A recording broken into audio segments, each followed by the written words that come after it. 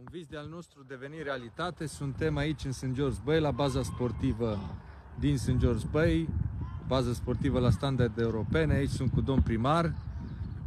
Ne bucurăm să fim aici cu copilașii care joacă fotbal și ne bucurăm să vă anunțăm că sâmbătă, domn primar, da, de la ora 11 o să fie inaugurarea oficială a acestei minunate baze sportive.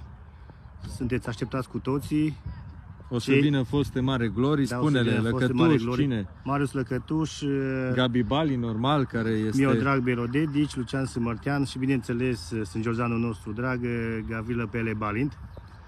Deci va fi un eveniment foarte frumos, îi așteptăm pe toți sângeorzenii, pe toți bistrițenii, năsăudenii, pentru că aici, după cum se vede, este o bază sportivă la standarde europene. Ne bucurăm să putem lăsa ceva în urma noastră și, Doamne ajută, ne vedem sâmbătă la ora... La ora 11. Așa.